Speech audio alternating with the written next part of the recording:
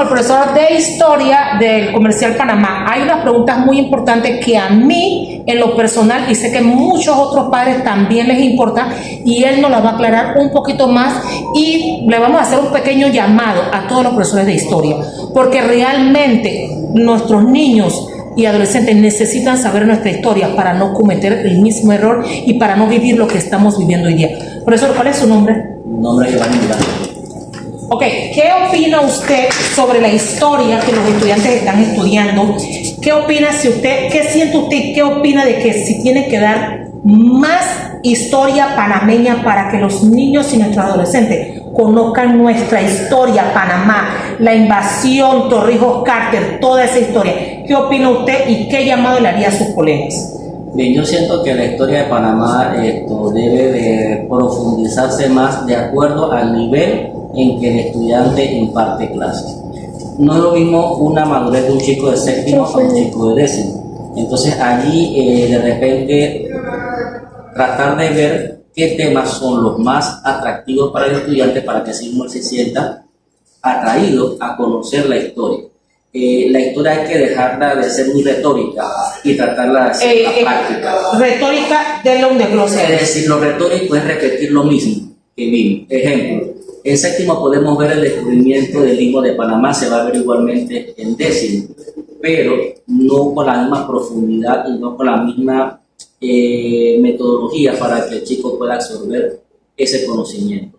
Necesitamos también que el sistema educativo nos permita tener más acceso a audiovisuales, porque no todos pueden captar lo mismo de forma auditiva y de forma visual. Esa mezcla de situaciones en el aula de clase pueden hacer que el chico se sienta más atraído a los conceptos. Ok, hagamos una pausa y explíquele al pueblo panameño lo que usted acaba de decir, desglóselo. ¿Qué es lo que usted quiera entender para que el estudiante aprenda más sobre la historia de Panamá?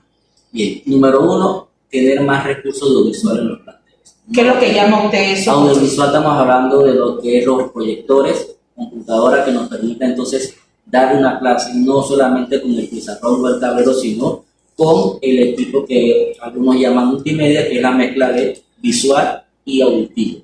Que eso sería lo más recomendable, porque cuando están en el salón, el profesor le va explicando pausa por pausa y no se aburren al sentarse con un libro a estudiar y no entender lo que están estudiando. Se proyecta en la pared y el profesor va desglosando y le va explicando y van interactuando estudiantes con el profesor lo que no entiende. ¿Me hago entender, profesor? Correcto. Otra cosa que también tenemos que hacer mucho énfasis es que el chico hoy día es tecnológico, pero no es tecnológico académico, es tecnológico recreativo. ¿Qué quiero decir con esto? Ellos usan la tecnología para su entretenimiento, pero no para la parte educativa. Y muchas veces cuando uno lo manda a investigar, ellos no tienen la madurez de discernir que el material que consiguen es el idóneo para la clase. Y ahí es la importancia del texto. Por eso es que el texto no se puede reemplazar por la parte auditiva. O sea, es una mezcla, una combinación de muchos elementos que pueden lograr que el chico tenga una mayor motivación al tema. Ahora, también nosotros tenemos que buscar la forma en que ellos se enamoren de la materia.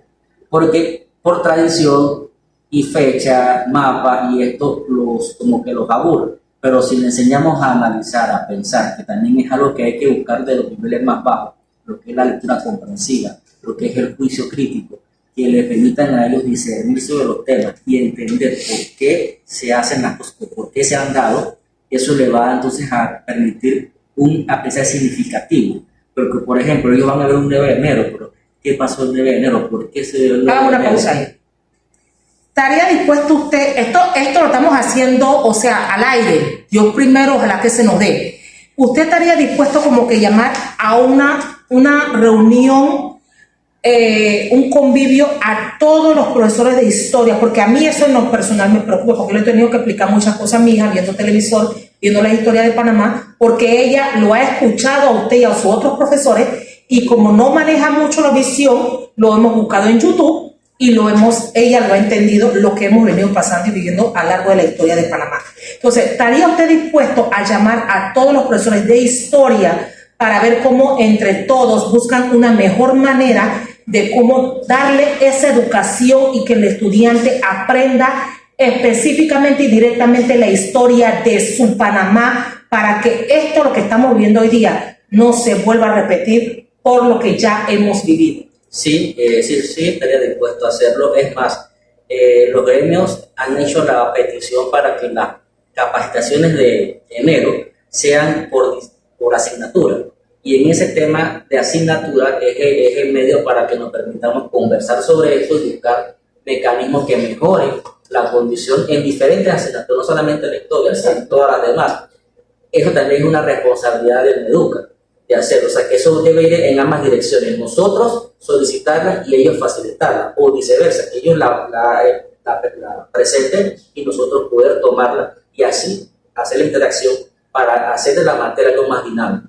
Ahora se habla de que va a haber una especie de transformación curricular, nos lo van a presentar en enero, veremos qué nos presentan y ojalá se dé el espacio para que se discuta sobre esto, porque en verdad no podemos seguir pensando que vamos a educar chicos del siglo XXI con estrategias y metodologías del siglo XIX. O sea, tenemos que tener ese cambio en el chip, tanto el muchacho, el docente, el currículo del ministerio, para lograr entonces un objetivo más fructífero y que ese conocimiento cree pertenencia, porque el que no conoce su historia no se siente panameño.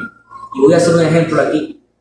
Todos somos panameños ahora en noviembre porque la selección clasificó, pero muchos no conocían que la primera fecha que celebramos fue el 10 de octubre, cuando clasificamos a Rusia, y todo el mundo veía la mala fecha de pollo. Entonces, si no sabemos eso, ¿cómo vamos a tener identidad?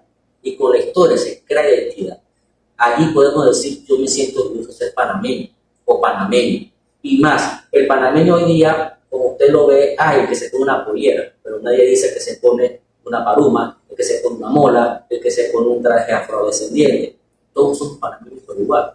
Pero ¿cómo vamos a saber eso? Conociendo nuestra historia, sabiendo de dónde venimos, quiénes somos y hacia dónde vamos, que ese es el propósito de la historia. Esto no solamente verlo de atrás, sino saber qué pasó atrás, cómo lo podemos arreglar en el presente y evitar que lo que se dio atrás, que fue un error o que dio frutos positivos, se repita entonces en un futuro más adelante.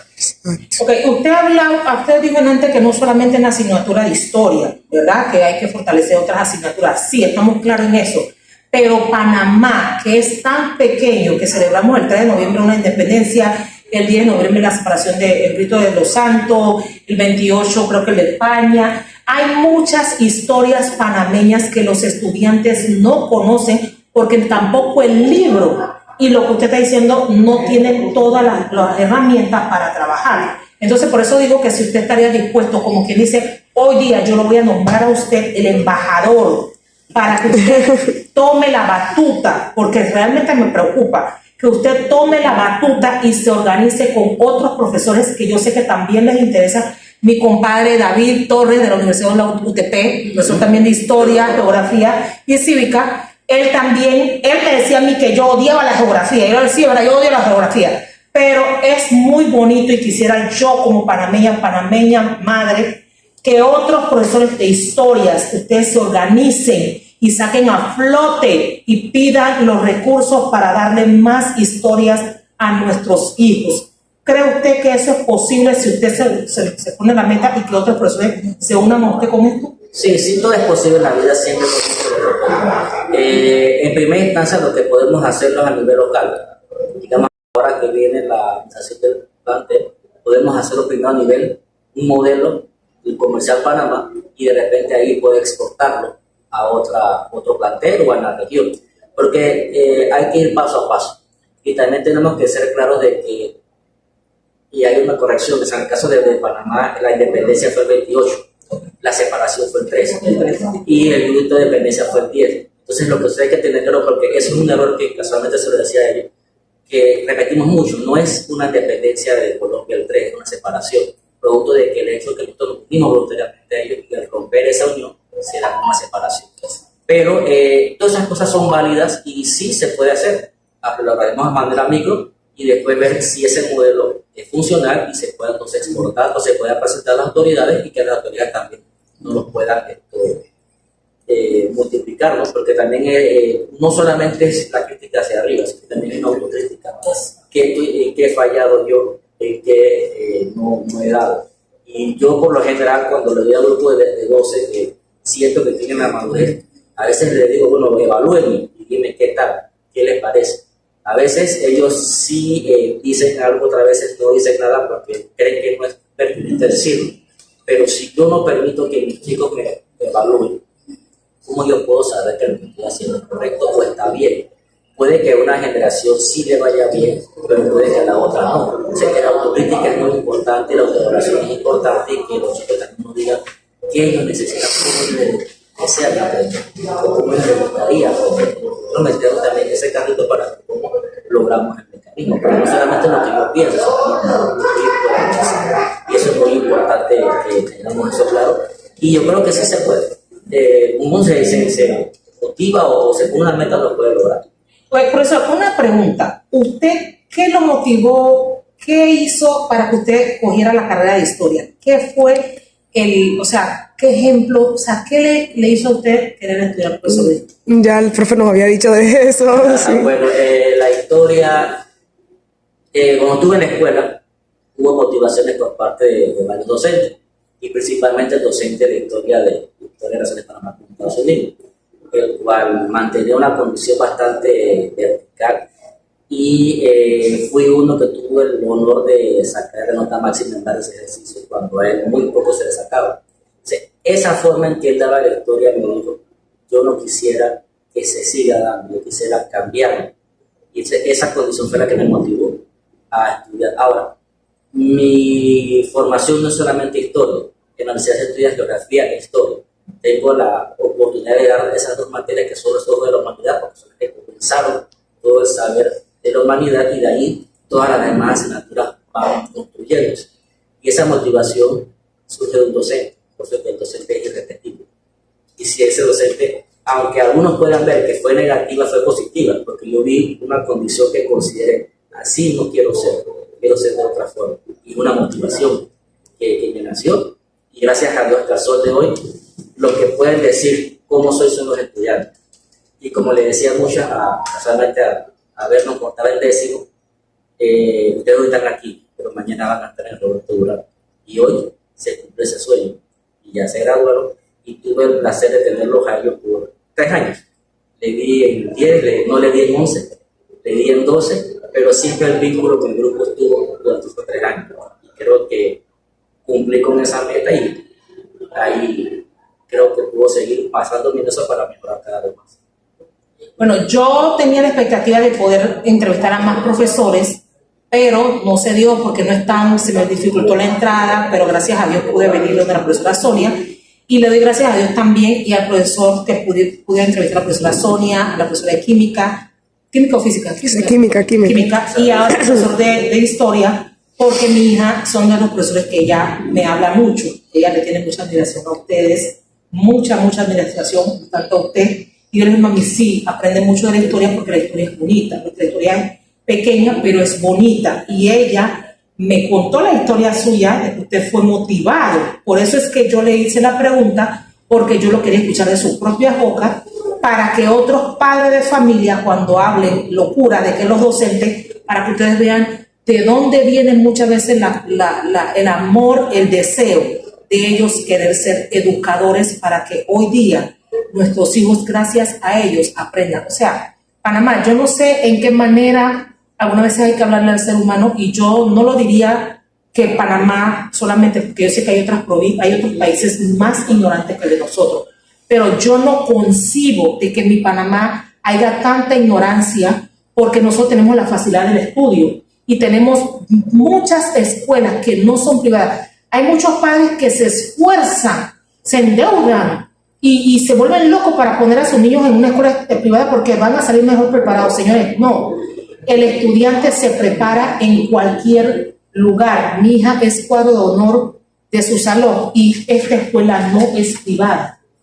Y es debido a que ella ha querido estudiar, ella se lo ha esforzado, yo la he empujado y ha tenido profesores maravillosos. O sea, profesores que aman. Estos profesores comerciales, ellos aman su trabajo. ¿Me están entendiendo? Entonces, le hago un llamado a todo mi pueblo panameño, por favor, dejemos la ignorancia de comportarnos como nos comportamos, involucrémonos más con nuestros hijos en cambio, en el tema del estudio. Fíjense lo que a sus hijos les gusta, encamínenle, hablen, sean sus amigos. O sea, Hay una teoría en la calle de que yo no voy a ser amiga de mi hija porque ella me tiene que respetar. ¿Quién ha dicho? Yo soy amiga de mi hija y ella me respeta. Pero hay un vínculo demasiado de grande que yo lo único que le digo a diario, mami, yo quiero que aprendas porque yo no te voy a hacer eterno. Pero yo necesito que tú aprendas. Que el día de mañana que yo cierre mis ojitos, usted pueda decir, aunque sea con un huevo yo puedo freír, yo sé esto. Entonces eso va de que nosotros como padres tenemos que ser la gasolina. Profesor, ¿qué más puede usted añadir a lo que se refiere a la historia? Bien, a la historia lo que yo puedo añadir es que hay que quererla, hay que entenderla, hay que amarla, hay que respetarla. Ahora, Porque el que no quiere su historia, entonces no sabe quién es. Y también quisiera agregar algo. Usted hace un momento preguntó qué uno espera para el 26 con los padres de familia. Yo esperaría que los 12 se llenaran cada vez que uno los llama reunión. Que no vengan 2 o 3 padres de familia por grupo.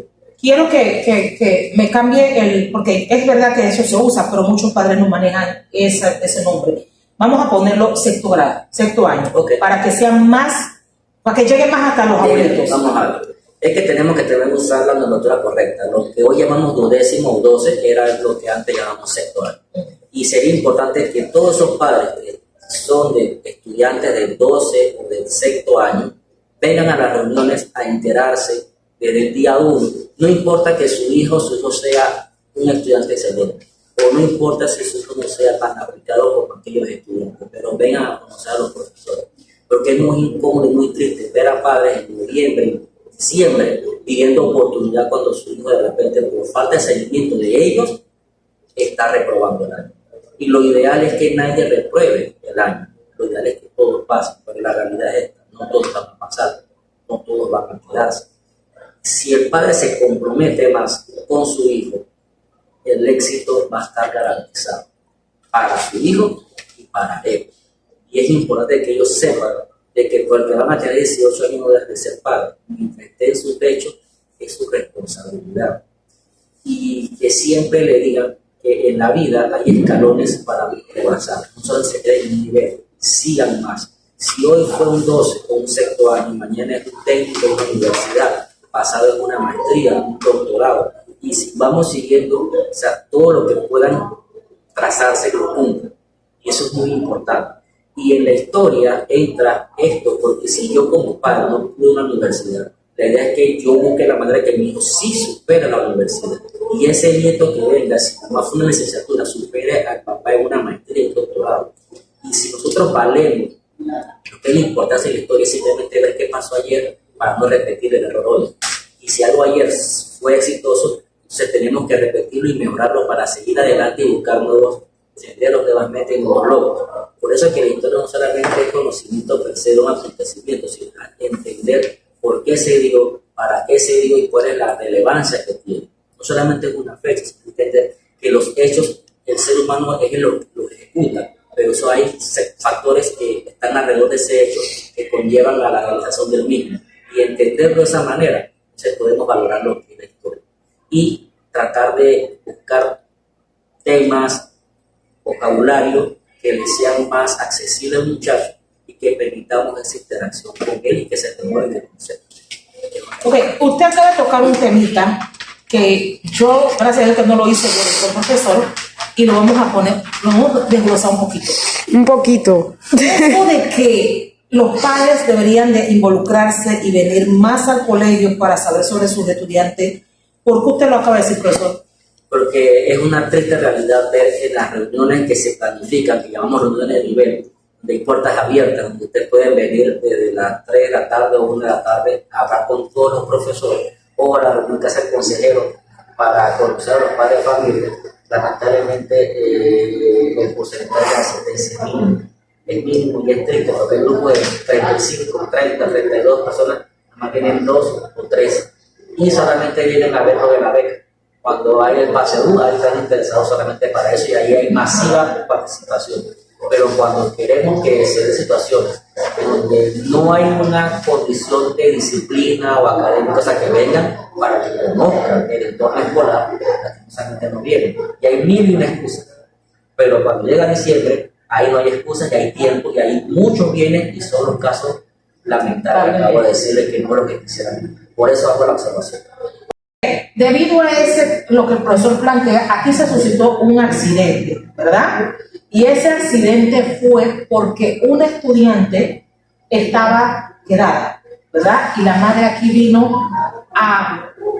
Ay, Dios mío. Ella vino a agredir a una educadora. Y no la vino a agredir solamente con sus manos, la vino a agredir con un Arma blanca. ¿verdad?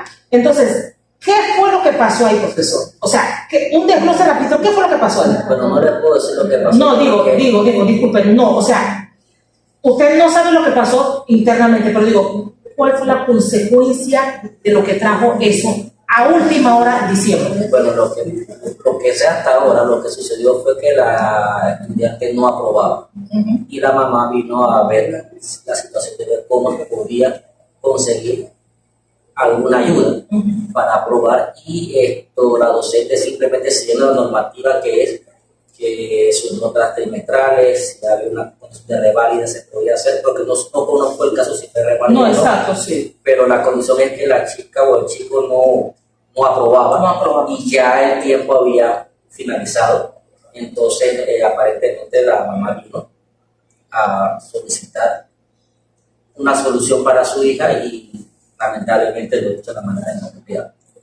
Eso pasa, no lo digo por ella sola, eso pasa en muchos colegios y con muchos estudiantes. ¿Saben por qué? No le revisan los cuadernos a sus hijos, no le preguntan a sus hijos qué tienen que hacer, aunque sus hijos le contesten que no tienen que hacer o ya lo hicieron, ustedes no revisan, ustedes no se involucran con sus hijos porque ya entraron a cuarto año, ya están en quinto año, ya están en sexto año.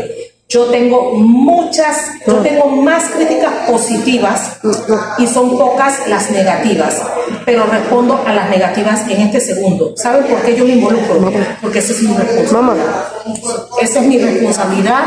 Yo no puedo, no porque yo tengo una hija que está en sexto año, quinto y cuarto año, ella se tiene que defender sola y yo la voy a tirar a la deriva. Yo soy la mamá. Ella me dijo que sí hizo la tarea, yo tengo que ver.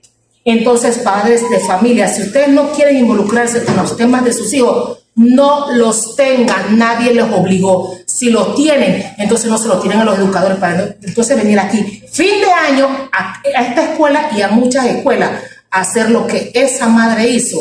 Y otras no vienen a la escuela, pero sí dicen, ay, el profesor me la dejó. No, usted dejó a su hija, usted dejó a su hijo porque no se involucró. ¿Cierto o falso, profesor? Es correcto.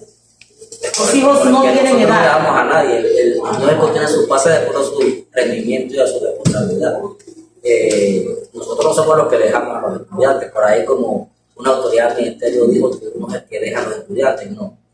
La situación hay que ver y analizarla, y muchas veces las oportunidades se dan y se le plantea todo un abanico de opciones.